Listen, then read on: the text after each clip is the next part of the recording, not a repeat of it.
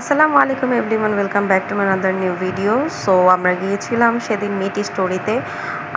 এর আগের ব্লগে আমি বলেছিলাম যে একটা দিনে আমরা দুইটা রেস্টুরেন্ট এক্সপ্লোর করেছি। তো ফার্স্টে ডিউন ঢাকাতে, দেন হচ্ছে মিটি স্টোরিতে। তো গিয়ে দেখি যে মোটামুটি ফাঁকা, দেন একটা হচ্ছে গিয়ে জানালার পাশে একটা সিট নিয়ে বসলাম। আর জানালার এই পাশটা মানে গ্লাসটা খুবই একদম মানে মেসি লাগছিল, বাজে লাগছিল দেখতে, ভালো লাগছিল মানে একটু কেমন যেন ছিল।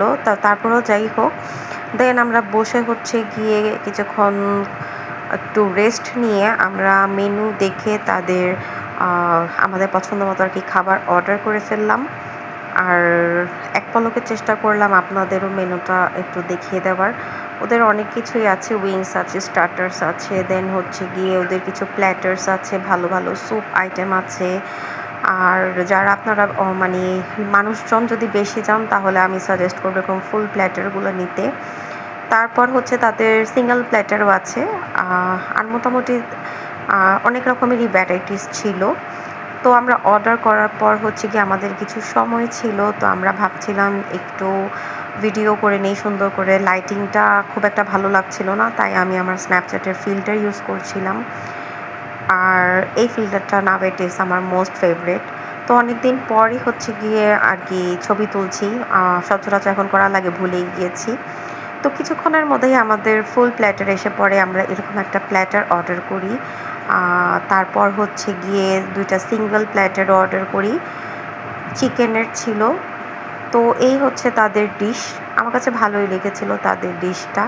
আর এখানে আমরা মানে ফুড আসার পরে আমরা একদম ছবি ভিডিওস করা স্টার্ট করে দিয়েছিলাম, মানে খাওয়ার পরে আগে ছবি ভিডিওস আগে নিতে হবে।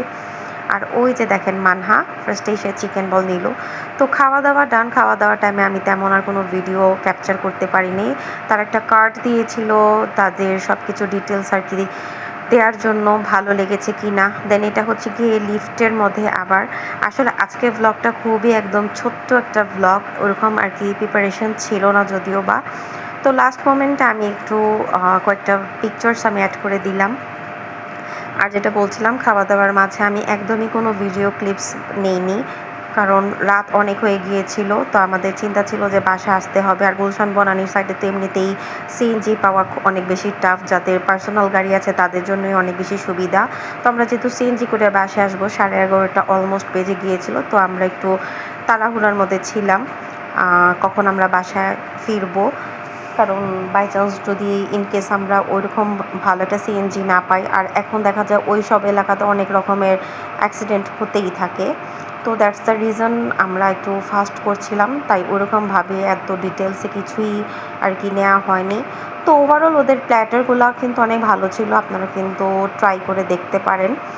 আর এটা কোনো রিভিউ আছে মানে কী বলে এটাকে, পেইড প্রমোশন না, জাস্ট আমি আমার মন থেকে আর কি বলছি যে তাদের সব খাবারই ভালো ছিল।